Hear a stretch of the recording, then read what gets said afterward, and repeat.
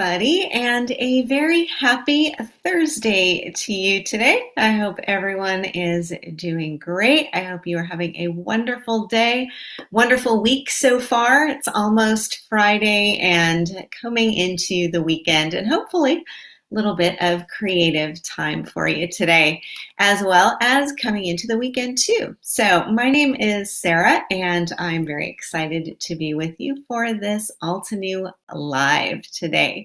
So we're going to be waiting as folks are jumping in and giving a couple of minutes just to get things going. Hi, Sue. Great to see you jumping in. I think our Angel has joined us today. Hi, Angel. Hope you're doing well. And she's already on top of it and letting us know and reminding many of us that if you share today's live while we're live, you could be in for a $15 gift certificate to the Altenew store. So go ahead and share while we're hanging out together, probably be about an hour or so, and let us know in the comments that you shared, and then she'll know which pool of people to choose from. So fingers crossed. Hi, Roberta. Hi, Cece. It's just great to see everybody coming in. So nice to see Ziamara. It's so nice to see all of our friends coming in. Hopefully we've got some new folks joining us too. It's always good to hang out with our group, our Altenewers. Hi, Tiffany. Good to see you. Nancy. Nancy's in a sunny and windy San Francisco. So, one of my favorite cities. Diane. Hi, Diane. Good evening to you too. Lynn says hi. So it's really nice to see everyone coming in. So welcome. Thank you for joining us today, tonight, depending on where you are. It's 9:30 at night here in Hamburg, Germany. So it's my evening, and I understand for a lot of you folks, especially those in San Francisco, that it's a little bit earlier. So great that you can join us. Diane, I figured from your surname that you were in the Netherlands. I used to live in Amsterdam. It's where my daughter was born. Alice is in Florida, and we've got Jane in Iowa.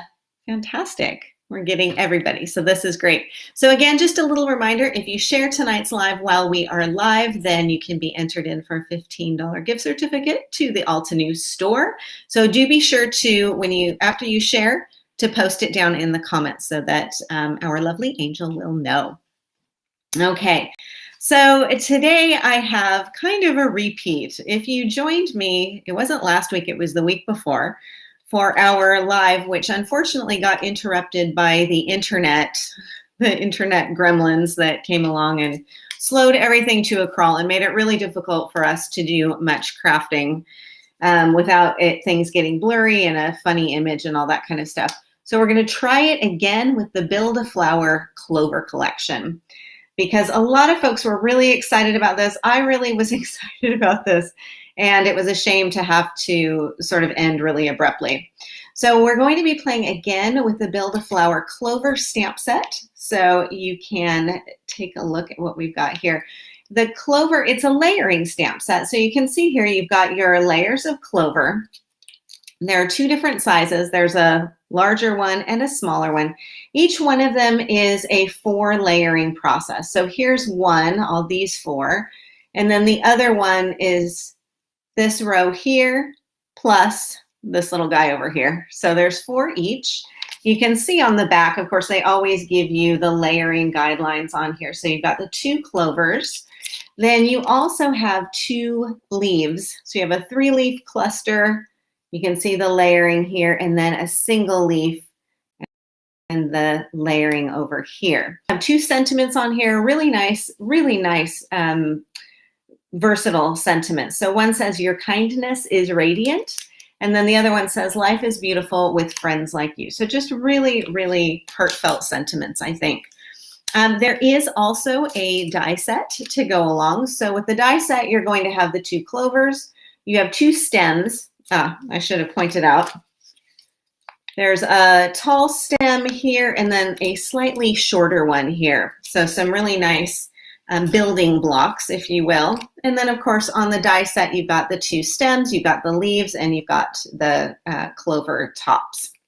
So that's pretty much what we're going to be playing with today. I do have another stamp set that I'm going to mention in here as well. And this is one, you know, it was in my stash and I was kind of cleaning, not really cleaning, but sort of organizing some of my stamps. And I came across this one, the Watercolor Dots, and I thought, I haven't used this for a really long time. And yet these dots, this is about a 5.5-inch square. Just a really great, easy background. And then there are also some words down here and some little accent pieces. So I thought I'd work this into one of the other projects that I have to show you. And if I don't get a chance to demo it, then I'll definitely show it to you as well. Other than that, I'm just going to be working with a lot of our dye-based inks and creating some really fun and easy Clover designs. I'm going to show you how to do it the way it's supposed to be done. And then we'll take a little bit of artistic license and we'll change some things up.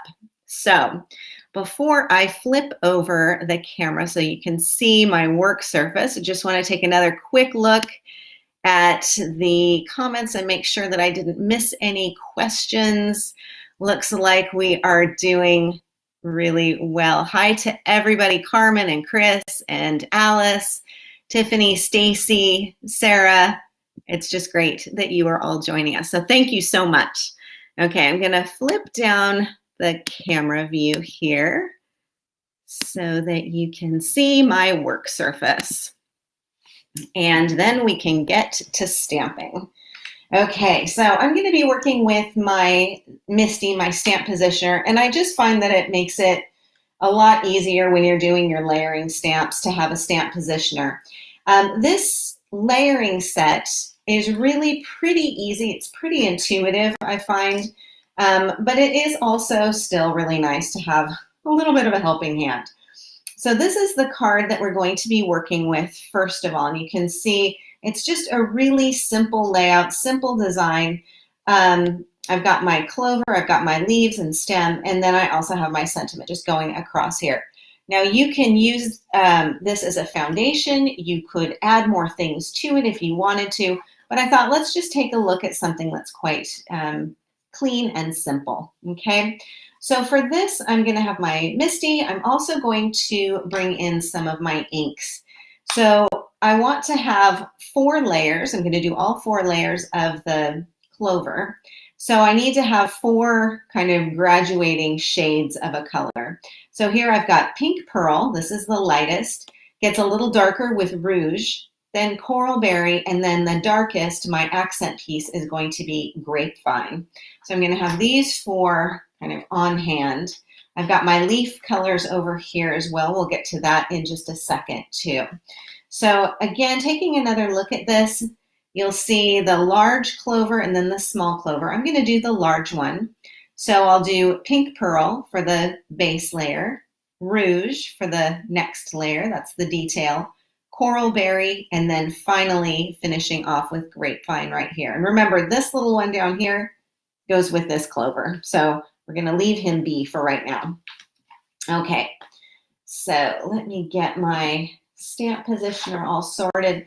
I'm going to pop down just a piece of smooth white cardstock here.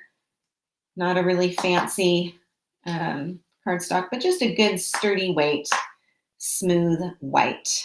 Okay, and it's always helpful, I find, especially when I am first working with a layering stamp, just to have the layering guide to hand. I know a lot of these are really intuitive, but sometimes it's just helpful to have, you know, to have the layering process right where I can see it. So I'm going to have that kind of off to the side here. And I'm going to start first with my base layer, so this silhouette. And I know I want this to be kind of up toward the top. And this may be a good time to also kind of see with the stem, like, okay, do I want it going? Which way do I want it going? How high do I need this to be? I'm going to kind of pop this up just a little bit more. Scoot those magnets a little bit closer. And then go ahead and close this up.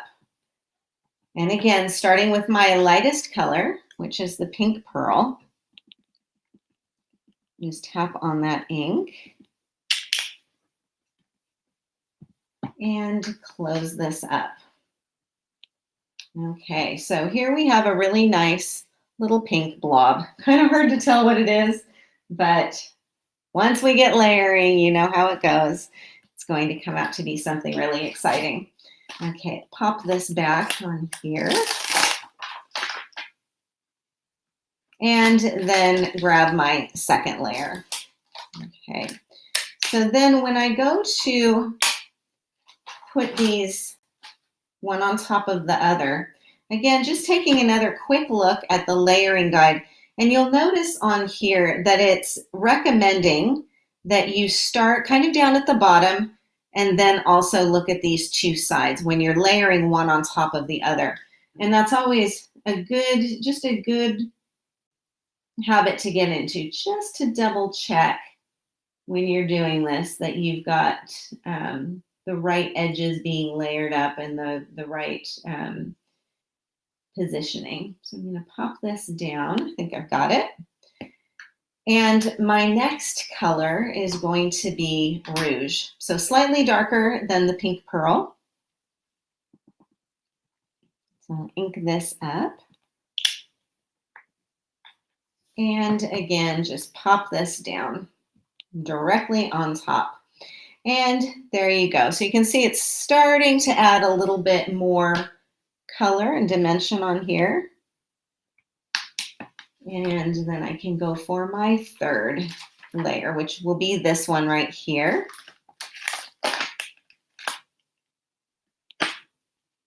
And again, just going for another color, slightly darker.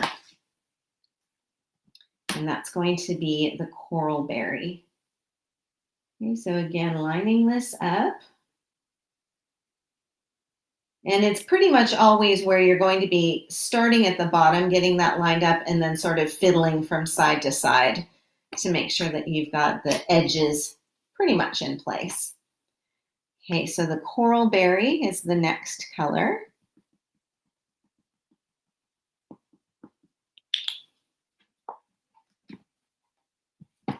And then I'll pop this down again.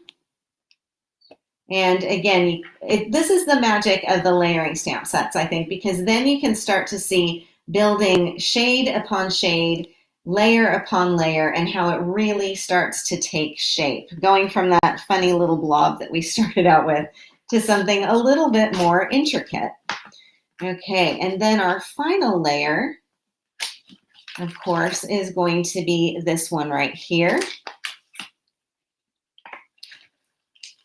Pop that off, and exactly the same process. I'll just pop this down and we'll see how we go.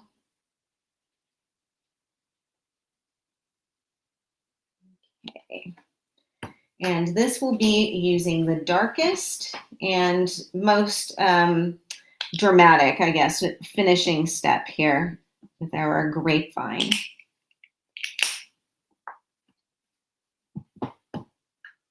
Okay, and then there we go.